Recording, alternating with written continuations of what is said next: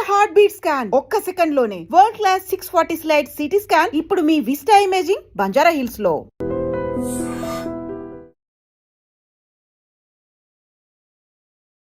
ఐడ్రీమ్ ప్రేక్షకులకు నమస్తే. నేను ఉదయశ్రీ. ప్రెజెంట్ మనతో పాటు స్టూడియోలో ప్రముఖ ఆయుర్వేదిక్ వైద్య నిపుణులు, వంటింటి వైద్యానికి కేర్ ఆఫ్ అడ్రస్ అయిన డాక్టర్ చిట్టిబొట్ల మధుసూదన్ శర్మ గారు ఉన్నారు. షుగర్ వ్యాధిగ్రస్తులు మస్ట్ గా ఈ వీడియో వాచ్ చేయండి. షుగర్ నియంత్రణకు ఆయన ఒక మంచి రెమెడీ చెప్పబోతున్నారు. నమస్తే సార్. నమస్తే sir, sugar day by day మన ఇండియాలో ముఖ్యంగా షుగర్ పేషెంట్స్ చాలా మంది పెరిగిపోతూ ఉన్నారు. అండ్ ఏజ్తో సంబంధం లేకుండా చిన్నపిల్లల్లో కూడా డయాబెటీస్ వస్తూ ఉంది. కానీ ఒకసారి వన్స్ డయాబెటీస్ వచ్చిందంటే ఇంకా చాలా కాంప్లికేషన్స్, వాళ్ళకి బాడీలో ఉన్న అన్ని ఆర్గాన్స్కి సంబంధించి ఏదైనా ప్రాబ్లమ్స్ రావడము, స్కిన్ ఎఫెక్ట్ అవ్వడము, లేకపోతే హార్ట్ ప్రాబ్లమ్స్ రావడము, ఇలా రకరకాల ప్రాబ్లమ్స్ వస్తూ ఉన్నాయి. ఈ షుగర్ వన్స్ వచ్చినాక దాన్ని కంట్రోల్లో ఉంచుకోవడం, మెడిసిన్స్ తీసుకున్నా కానీ కంట్రోల్లో ఉండదు. డోసేజ్ కూడా ఎక్కువగా పెంచుతూ పోతూ ఉంటారు డాక్టర్స్ కూడా. మరి ఎలా ఇది నియంత్రణలో ఉండాలంటే ఏం చేయాలి? షుగర్ నియంత్రణలో ఉండడము చాలా ముఖ్యమైనటువంటి అంశము. దీనికి తోడు భవిష్యత్తులో షుగర్ వల్ల ఉపద్రవాలు రాకుండా చూసుకోవడం కూడా చాలా చాలా ముఖ్యమండి. సర్వసాధారణంగా మీరు ఇంతకుముందే చెప్పినట్లు షుగర్ వ్యాధిగ్రస్తుల్లో షుగర్కు మందులు వాడుతున్నప్పటికీ మరి వాళ్ళకు సరిగా ఆరోగ్య స్పృహ లేకపోవడం చేత కానీ, వాళ్ళు సరిగా ఆహార విధి విధానాలు పాటించలేకపోవడం చేత కానీ, మానసిక ఒత్తిడి కానీ, ఇతర కారణాల వల్ల కానీ షుగర్ మాత్రలు వాడుతున్నప్పటికీ షుగర్ ఆశించిన స్థాయిలో ఎక్కువ శాతం మందిలో నియంత్రణలో ఉండడం లేదు. దీనికి తోడు భవిష్యత్తులో అనేక రకాల ఉపద్రవాలు కూడా వస్తున్నాయి. ఈ నేపథ్యంలో ప్రకృతిలో ప్రసాదించినటువంటి ఔషధాలపైన దృష్టిని కేంద్రీకరించి ఆ యొక్క ఆధునిక కృత్రిమ రసాయన ఔషధాలు వాడుకుంటూ కూడా ఇప్పుడు నేను చెప్పబోయేటువంటి ఔషధాన్ని వాడుకోవడం వల్ల షుగర్ నియంత్రణలో ఉండడమే కాకుండా భవిష్యత్తులో మరి షుగర్ వ్యాధి వల్ల ఇతర ఉపద్రవాలు, ఇతర అవయవాలు దెబ్బతినకుండా వాటి వల్ల కలిగేటువంటి ఉపద్రవాలు కలగకుండా ఉండేందుకు కూడా ఇప్పుడు చెప్పబోయేటువంటి ఔషధం చాలా చక్కగా ఉపయోగపడుతుంది. ఇవన్నీ చెప్పేసరికి నాకు మరొక విషయం కూడా గుర్తొస్తుందండి. వేలాది సంవత్సరాల క్రితమే ఆయుర్వేద మహర్షులు మరి వారి వైద్య గ్రంథాల్లో ఈ షుగర్ వ్యాధి గురించి చక్కగా ప్రస్తావిస్తూ చక్కటి చికిత్సా విధానాన్ని గురించి తెలియజేస్తూ ఒక విషయాన్ని తెలియజేయడం జరిగింది. ఆ విషయం ఏంటంటే అస్వాస్థ్యం సర్వగాత్రేషు అని చెప్పడం జరిగింది. అస్వాస్థ్యం అంటే అనారోగ్యం పాల్గొవడం, సర్వ అంటే మొత్తం బాడీ అంతా, గాత్రేషు అంటే శరీరం. అంటే సర్వ శరీరం నుండి ప్రతి అవయవము, ప్రతి కణము, ప్రతి కణజాలము అస్వాస్థ్యం, అనారోగ్యం పాలవుతుంది. అంటే షుగర్ వ్యాధి నియంత్రణలో లేకపోతే ప్రతి కణం దెబ్బతింటుందని చెప్పేసి వాళ్ళు సూక్ష్మప్రాయంగా చెప్పడం జరిగింది. మరి వేలాది సంవత్సరాల క్రితమే వాళ్ళు చెప్పినటువంటి మహర్షులు చెప్పినటువంటి ఆ వాక్ ఏదైతే ఉందో ఈ రోజు కూడా మనం గమనిస్తున్నాం. షుగర్ వల్ల మొత్తం అతలాకుతలం అయిపోతుంది, దేహం అంతా వ్యాధి నిరోధక శక్తి తగ్గిపోతుంది, మెదడుకు సంబంధించిన జబ్బులు వస్తాయి, ఇంతకుముందే మీరు ప్రస్తావించినట్టు గుండెకు సంబంధించిన జబ్బులు వస్తాయి, రక్తనాళాలకు సంబంధించిన జబ్బులు వస్తాయి, కిడ్నీలు దెబ్బతింటాయి, తర్వాత హార్ట్ దెబ్బతింటుంది, చర్మం దెబ్బతింటుంది, ప్రేవులు దెబ్బతింటాయి, ఊపిరితిత్తులు దెబ్బతింటాయి, నరాలు దెబ్బతింటాయి. ఒకటేమిటి మొత్తం సమస్తమైనటువంటి యొక్క దేహం కూడా విచ్ఛిన్నమై శిథిలమైనటువంటి పరిస్థితి కూడా ఈ షుగర్ వల్ల కలుగుతుంటుంది అనమాట. కాబట్టి దీన్ని అంతా దృష్టి ఉంచుకొని మన మహర్షులు ఆ విధంగా చెప్పడం జరిగింది. దీనికి సంబంధించి మరి నేను ఇంతకుముందు చెప్పినట్లు షుగర్ నియంత్రణలో ఉండాలి. అంతేకాకుండా మరి కాంప్లికేషన్స్ రాకూడదు. ఒకవేళ అథవా కాంప్లికేషన్స్ వచ్చినప్పుడు ప్రమాదకరంగా పరిణమించకుండా ఉండాలి. ఇది మన కాన్సెప్ట్. మరి ఆ విధంగా ఉండాలంటే ఎలాంటి ఔషధాన్ని, క్షేమదాయకమైన ఔషధాన్ని వాడుకోవడం వల్ల షుగర్ వ్యాధిని మనం చక్కగా ఎదుర్కొనడానికి అవకాశం ఏర్పడుతుందంటే దీనికి కావలసిన పదార్థాలు మొట్టమొదటి త్రిఫల చూర్ణం, కరక్కాయలు, తానికాయలు, ఉసిరికాయలు. త్రిఫల చూర్ణం చాలా చక్కగా ఉపయోగపడుతుంది అనమాట. 3 దోషాలను చేయడమే కాకుండా వ్యాధి నిరోధక శక్తిని పెంచేందుకు కూడా త్రిఫల చూర్ణం చాలా అద్భుతంగా పనిచేస్తుంది. అంతేకాకుండా మరి ఈ షుగర్ను కూడా చాలా చక్కగా నియంత్రణ ఉంచేందుకు ఈ త్రిఫల చూర్ణం ఉపయోగపడుతుంది. బెస్ట్ యాంటీ ఆక్సిడెంట్గా ఉపయోగపడుతుంది. త్రిఫల చూర్ణం ఒక 100 గ్రాములు తీసుకోవాలి. ఈ త్రిఫల చూర్ణం 100 గ్రాముల్లో ఒక 50 గ్రాములు పసుపు చూర్ణం తీసుకోవాలి. పసుపు చూర్ణం ఒక 50 గ్రాములు ఎందుకు తీసుకోవాలంటే పసుపులో కుర్కుమిన్ అనేటువంటి రసాయన పదార్థం ఉంది. ఈ కుర్కుమిన్ అనేటువంటి రసాయన పదార్థం ఉన్నటువంటి పసుపును వాడుకోవడం వల్ల షుగర్ నియంత్రణలో ఉండడమే కాకుండా, అంటే ఇన్సులిన్ సెన్సిటివిటీ పెరగడమే కాకుండా ఇన్సులిన్ రెసిస్టెన్స్ తగ్గడము, దీంతో పాటు మెదడుకు రక్త సరఫరా బాగా కలగజేసేసి మెదడుకు సంబంధించినటువంటి ఇబ్బందులు లేకుండా చేసేటువంటి శక్తి కుర్కుమిన్కు ఉంది. అంటే జ్ఞాపక శక్తి, షుగర్ వ్యాధిగ్రస్తుల్లో వయసు వచ్చే కొద్ది జ్ఞాపక శక్తి తగ్గిపోతుంటుంది, మెదడుకు సంబంధించినటువంటి జబ్బులు వస్తుంటాయి, పక్షవాతము, పార్కిన్సన్స్ ఇలాంటి జబ్బులు రాకుండా ఉండేందుకు ఈ యొక్క పసుపు చాలా చక్కగా ఉపయోగపడుతుంది అనమాట. బట్ షుగర్ నియంత్రిస్తుంది, మెదడుకు సంబంధించిన జబ్బులు రాకుండా ఉండేందుకు ఉపయోగపడుతుంది. బట్ పసుపు వాడుకోవాల్సి వస్తుంది. అంతేకాకుండా ఒక 50 గ్రాములు కరివేపాకు చూర్ణం కూడా కలుపుకోవాలి.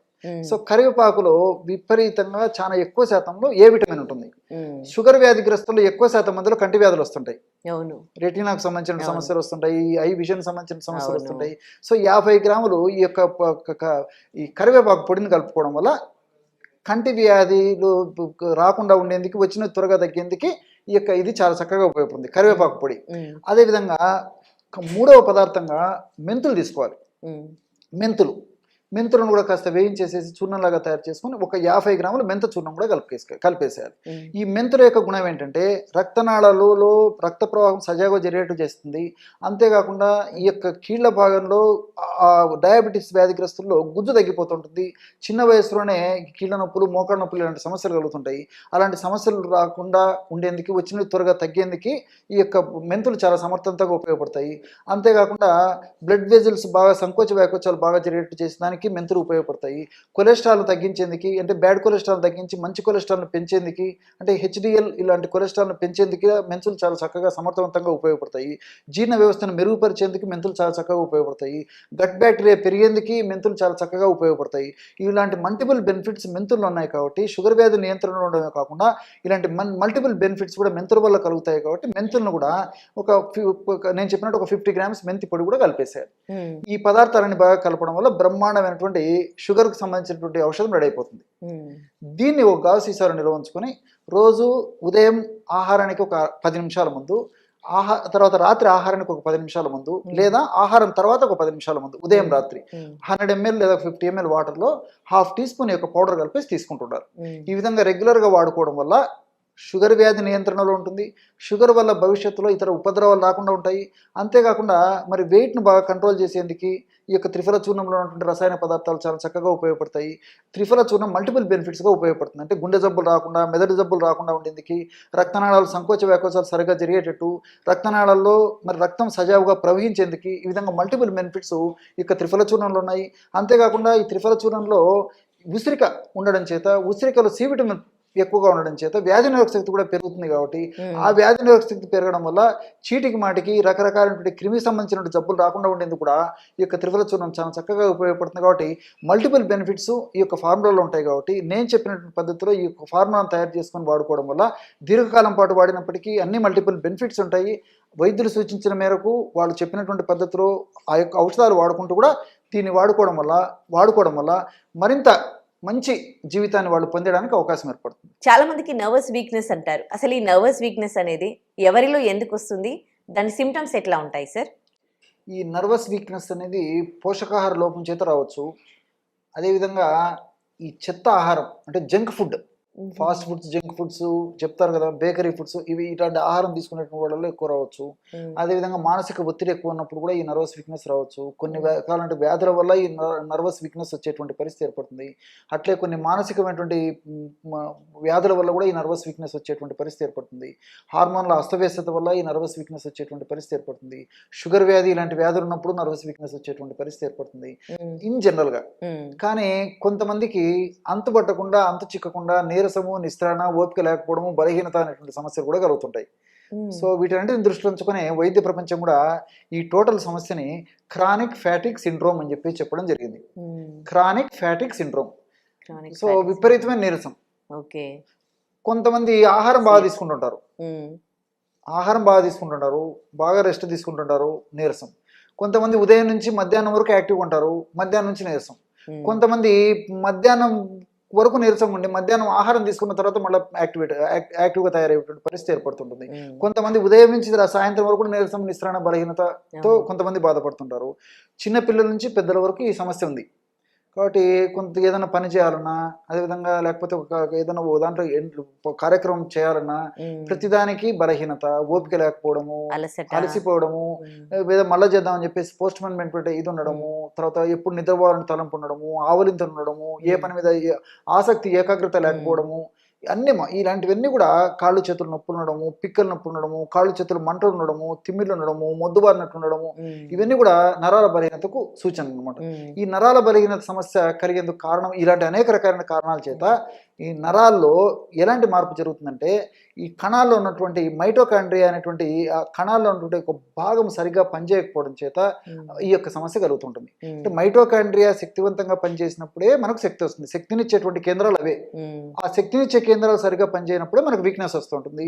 ఆ లక్షణాలు మనకు వ్యక్తం అవుతుంటాయి. అంతేకాకుండా ఈ నరాల యొక్క కణ చుట్టూ, నరం యొక్క చుట్టూ కణ కవచం అంటారు అనమాట. దాన్ని మైలిన్ షీత్ అంటారు. ఆ మైలిన్ షీత్ సరిగా ఉత్పత్తి కాకపోయినా, మైలిన్ షీత్ సరిగా పనిచేయకపోయినా అది వీక్నెస్ కొనగా నరాల బలహీనత కలుగుతుంటుంది. దీనివల్ల కూడా ఈ లక్షణాలన్నీ కూడా కలిగేటువంటి పరిస్థితి ఏర్పడుతుంటుంది అనమాట. కాబట్టి దీనికి ఎలాంటి చికిత్స మనం చేసుకోవడం వల్ల ఆ సమస్య నుంచి బయటపడవచ్చు అంటే, బాదం పప్పులు ఒక 100 గ్రాములు తీసుకోవాలి.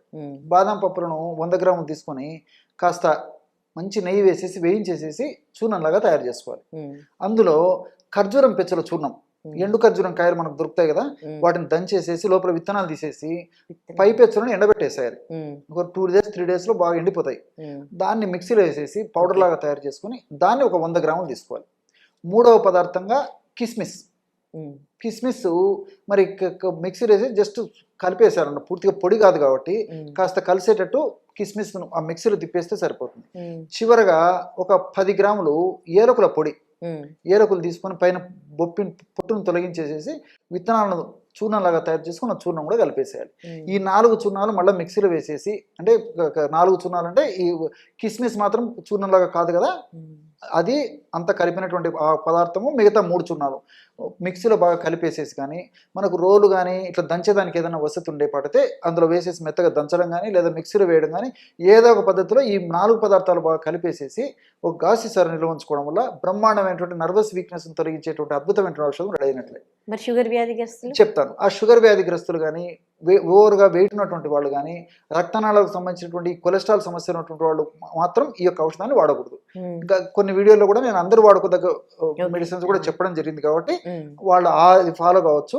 మిగతా వాళ్ళందరూ కూడా ఈ యొక్క ఫార్ములా వాడితే సరిపోతుంది. ఎలా వాడాలి ఇది? ఈ విధంగా తయారు చేసుకున్న ఔషధాన్ని ఉదయం ఒకసారి, రాత్రి ఒకసారి, ఆహారానికి ముందు కానీ తర్వాత కానీ, ఒక 15 minutes ముందు కానీ 15 minutes తర్వాత కానీ, ఉదయం ఒకసారి, అదేవిధంగా రాత్రిపూట మాత్రము మరీ ముఖ్యంగా మరి పడుకునేటప్పుడు తీసుకోగలిగితే మరీ మంచిది.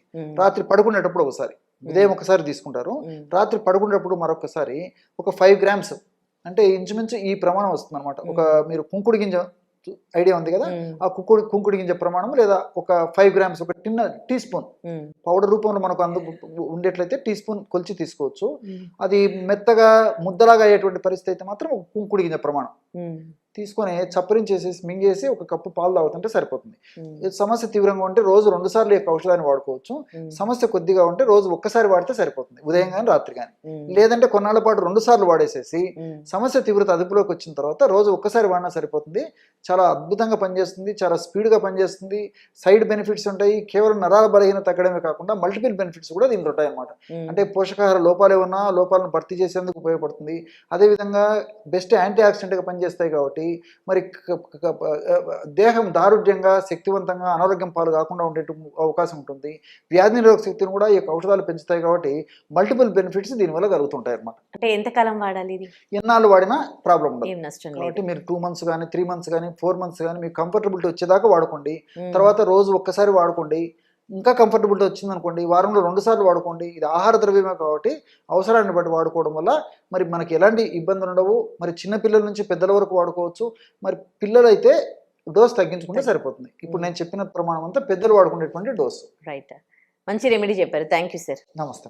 And for more videos, Please subscribe to iDream. Please subscribe to iDream. Please subscribe iDream. And please subscribe to iDream. For more videos, subscribe to iDream. please like, share and subscribe to the channel. Congratulations, iDream. Subscribe to iDream. Subscribe to iDream. So subscribe to iDream Media. iDream ki iDream team andarki huge congratulations. Please subscribe iDream Media. Please subscribe to iDream. Subscribe iDream. Please subscribe to iDream. iDream అంటే నా కళల channel subscribe చేసుకున్న నోరు తిరుగుతలేదు, మీరైతే గంట గుర్తు కొట్టండి. For more such videos, please subscribe to iDream. Subscribe to iDream. Please subscribe to iDream. Please subscribe iDream Media. Please do subscribe to iDream. Please subscribe to iDream Media. For best entertainment and information, please subscribe iDream. And don't forget to subscribe to iDream.